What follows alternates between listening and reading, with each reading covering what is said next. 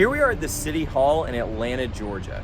This is where all the decisions about the city of Atlanta and policy within the city are made. Today, we're going to talk about political boundaries and everything that includes cities and also country boundaries. I'm Mr. Coulter, and this is Human Geography.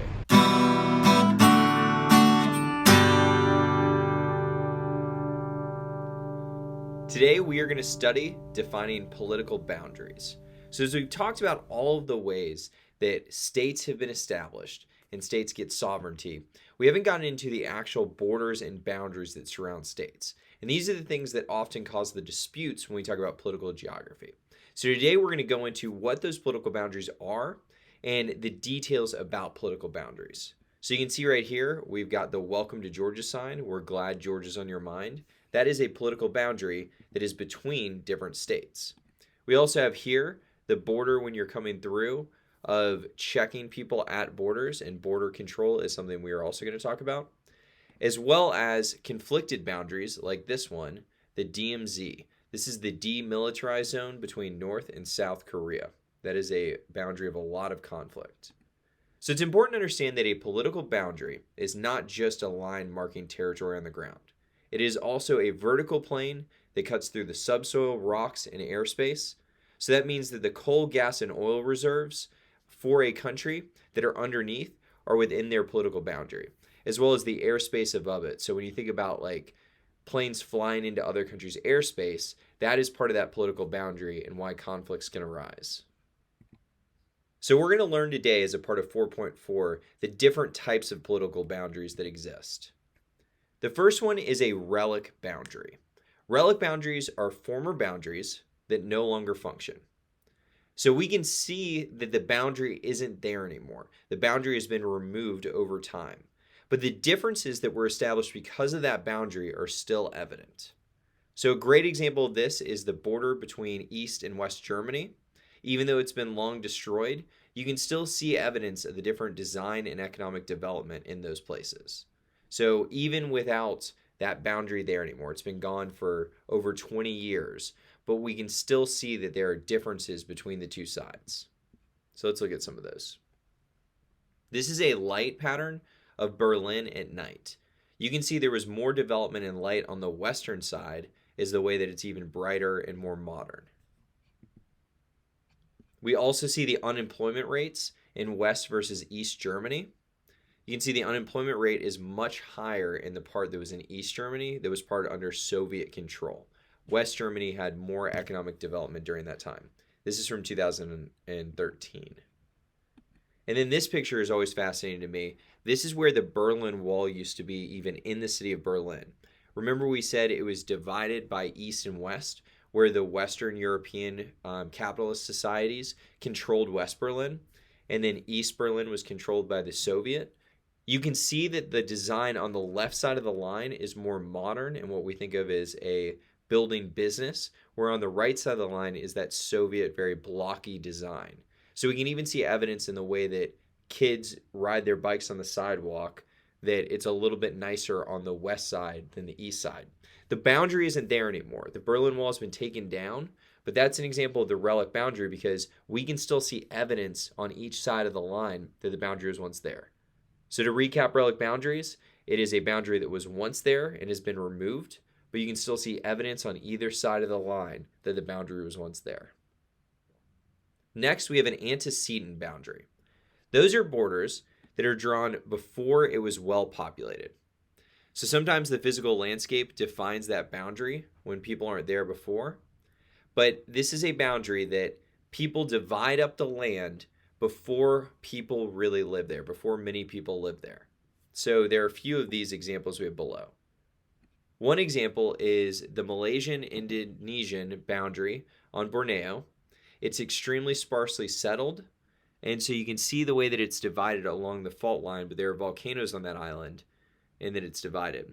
You can see the guy in the bottom right has a restaurant that half of it is in Malaysia and half is in Indonesia, and it's split up. Another great example of this is the border on the western side of the United States and Canada. They just picked one line of latitude and decided to divide it. There weren't people living there at the time. It was extremely sparsely populated. So they just picked a line and then they cut through the trees you can see in that picture right there. they cut through the trees to indicate where the boundary actually was. So that is an antecedent boundary because it was drawn before it was well populated. Antecedent, before it was populated. The next is a subsequent boundary. Subsequent boundaries are ones that are drawn after they've developed the cultural landscape. So that's after people have lived there for a long time, they draw the line then. A good example of this is the Vietnam-China border. There was lots of years of modification where the Chinese used the land differently than the Vietnamese. And you can see that impact of the way that the Vietnamese use their land versus the Chinese use their land. And you can see the clear border differentiation between the two because of the way they modified the land. So again, a subsequent border is drawn after the people have lived there.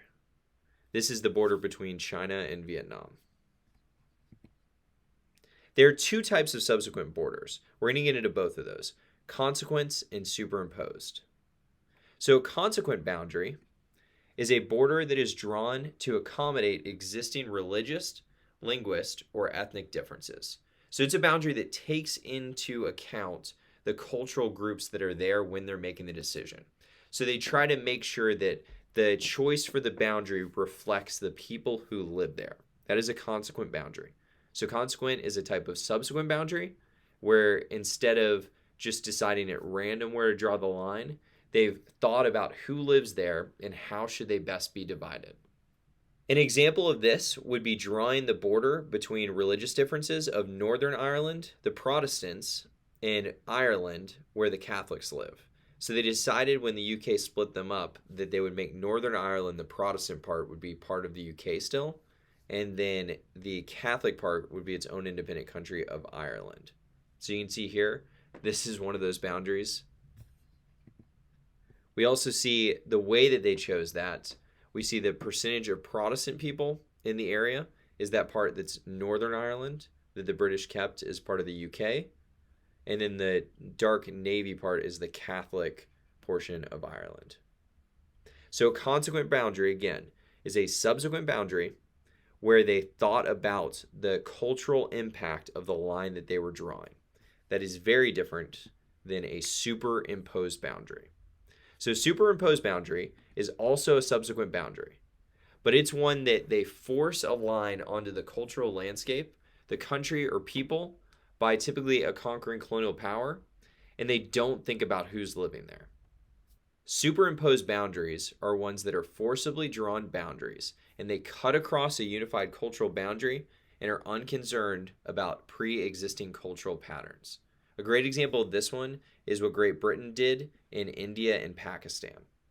So India and Pakistan were part of the British colony known as India, but they realized when they were trying to make them into two different countries that there was the Muslim part of India and then also the Hindu part of India, which was the majority.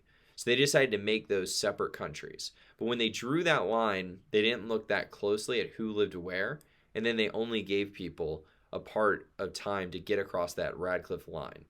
So people had to flee over to Pakistan, which was the Muslim side, or to India, which was the Hindu side, depending on which side they lived on that line. So that's an example of a superimposed boundary, where you draw a boundary without really thinking about who's there. People live there already, that's why it's a subsequent boundary, but it's superimposed because there was not much thought put into who lives there at the time. So those are both subsequent boundaries. We then have geometric boundaries.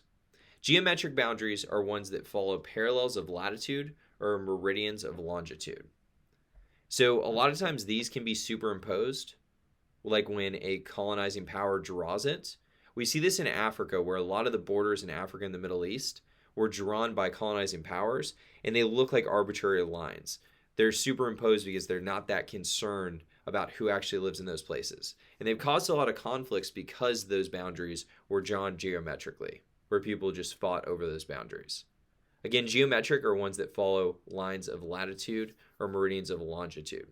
The 49th parallel in the US and Canada that we talked about earlier is a good example of this. They chose the 49th parallel to divide the land between the US and Canada, and they stuck with it. They drew a straight line all the way to the coast, and it followed the 49th parallel. Again, geometric boundaries are ones that follow parallels of latitude or meridians of longitude. That is it for our introduction to different types of boundaries and lines. We learned a lot about the different ways that land is divided up and how people draw those boundaries. We're going to get into those disputes and the other impact of boundaries as we move forward in this unit. But learning about the boundaries is just one step in our journey to better understand our world. I'm Mr. Coulter, and that was Human Geography.